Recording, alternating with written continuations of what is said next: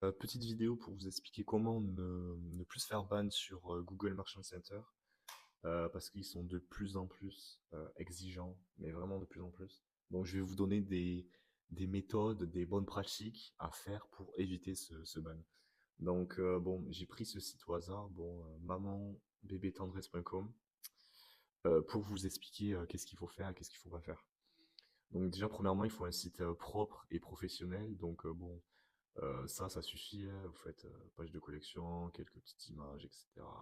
Ça suffit amplement.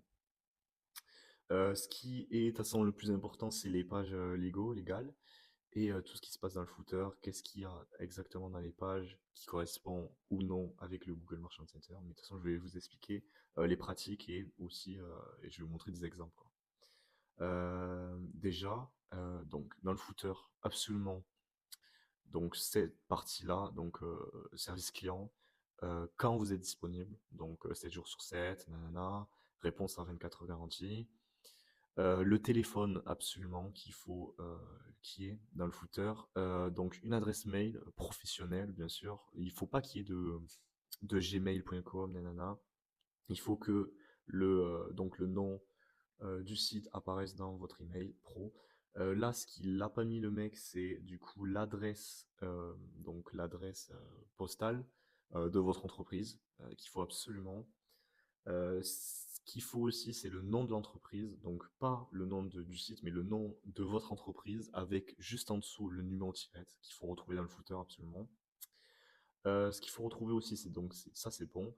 Mention légale, politique de livraison et retour, confidentialité, remboursement, CGV, etc. Ce que je rajouterai aussi, c'est les politiques de cookies et les politiques de paiement. Donc, dans tous les cas, si vous voulez un PDF, je vais mettre un lien dans la description pour rejoindre mon school qui est 100% gratuit, donc 100% Google Ads. Et ça, du coup, je vais vous mettre ça en disposition avec du coup toutes les mentions légales, tout ce qu'il faut faire, tout ce qu'il faut pas faire, etc. Bref, donc voilà, il faut une page à propos, une page à contactez-nous, et aussi ce qu'il n'y a pas, et c'est pas ban important en fait. C'est pour ça, c'est un peu bizarre, quoi, Google des fois. Il faut une page suivre ma commande. Vous pouvez faire ça sur Shopify avec l'application Parcel Panel qui est gratuite. Donc voilà, bon, une page à propos, c'est un petit texte qui explique qui vous êtes, qu'est-ce que vous faites, etc. Faut pas trop en faire, faut pas trop vendre du rêve, faut éviter les trucs du genre on vous vend un produit miracle, ce produit va changer votre vie. Ça, il faut absolument pas faire, parce que Google déteste. Sur la page de contactez-nous, il faut absolument retrouver le numéro de téléphone, l'adresse mail. Ben vous voyez, là, il y a l'adresse postale, donc l'adresse postale aussi. Vous pouvez aussi mettre le nom de votre entreprise. Bon, en fait, exactement tout ce qu'il y a là, vous pouvez le remettre là, c'est super important. Pareil, du coup, sur la page Suivre ma commande, vous faites pareil, vous mettez toutes ces infos-là dans la page Suivre ma commande aussi. Dans le footer, je pense qu'on a tout fait aussi. Si vous pouvez, mettez les moyens de paiement. Au début, c'est pas avéré, mais je préfère faire comme ça. Au début, évitez de mettre PayPal et Apple Pay. Euh, c'est un petit plus. Moi, je le mets pas au début, après, vous le mettez au fur et à mesure. Euh, donc voilà. Maintenant, on va voir un produit. Bon, déjà, ce que j'ai vu, les économies, les promotions au début, vous n'en mettez absolument pas. Ça, c'est ban obligé. Ça, vraiment au début. En fait, faut prendre en compte que Google, au début, il faut que vous ayez un site, mais pixel, mais vraiment pixel, qui est pas trop de choses. Faut vraiment ne pas effrayer Google, quoi. Donc les promotions, mais là, les étoiles et tout, ça, vous enlevez. Les prix barrés, vous enlevez aussi. Moi, je conseille des images déjà, bon, pas de cette qualité, mais d'une meilleure qualité, parce que là, c'est vraiment horrible.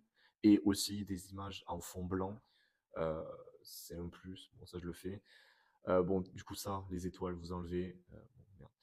Les étoiles, vous enlevez. La promotion, vous enlevez. Ça, là, ça, vous mettez pas ce genre de truc. Au début, en tout cas, hein. Au début, après, vous pouvez mettre de fur et à mesure, mais au début, vous mettez pas. Ça, il faut qu'il y ait des descriptions produits.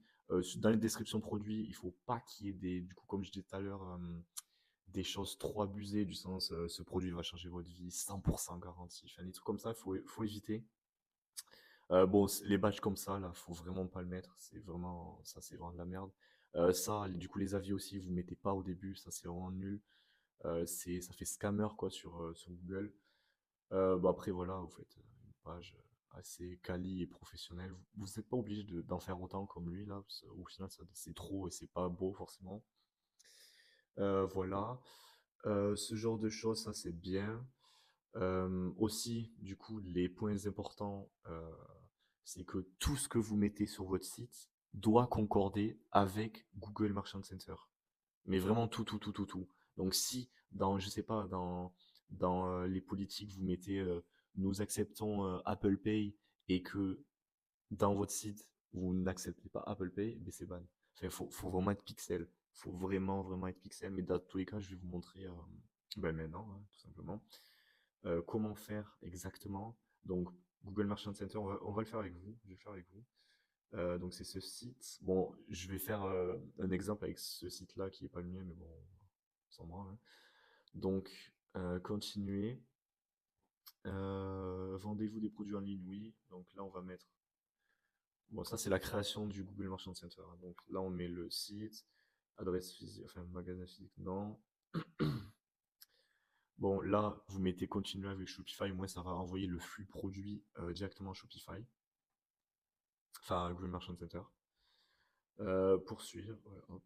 Non entreprise, donc c'était quoi? C'était maman adresse, je sais pas quoi, hop, France, voilà, hop, poursuivre. Et là, vous atterrissez normalement sur Google Merchant Center. Voilà. Donc, les premières choses à faire, déjà, c'est essentiel. Vous allez dans information d'entreprise. Donc le nom, l'adresse, vous mettez donc votre adresse. Bon, lui, il l'a pas mis dans le footer, mais vous le mettrez dans le footer exactement. Donc vous mettez ça, enfin l'adresse, vous n'êtes pas con quoi. La ville, le code postal. Bon, la région, vous n'êtes pas obligé, moi je le mets pas en général.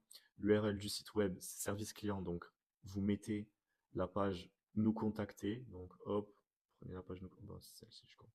Hop, hop, hop. Email, on met bien l'email exactement le même que celui-là. Hop, copie-colle. Le numéro de téléphone, vous mettez votre numéro de téléphone. Donc là, vous mettez 33 parce que vous êtes en France et vous mettez 06, nanana. Exactement le même que vous avez mis là, bien sûr. Bon, là, moi, je mets ça en général. Je mets email en général. Hop, vous enregistrez. Euh, Là, vous reliez bien, enfin, vous confirmez la boutique en ligne. Bon, ça se fait tout seul avec Shopify, mais si vous voyez ces petits trucs-là, vous le faites. Bon, là, hop, le truc le plus important, c'est ça. De toute façon, les conditions de livraison et les conditions de retour. Donc, on va le faire ensemble. Donc là, vous mettez, bon, si vous livrez en France, vous mettez en France, mais si vous livrez en, je sais pas, en Allemagne, etc., vous faites Allemagne. Bon, ça, on s'en fout, livraison, hop, livraison, France, continuer, tous les produits, manuel, la adresse du client. Bon, ça, heure de limite de commande, moi, ce que je conseille, c'est du coup mettre l'heure. En général, vous faites service client disponible de 8h à 18h. Et du coup, si vous faites ça, vous mettez bah, du coup 18h là.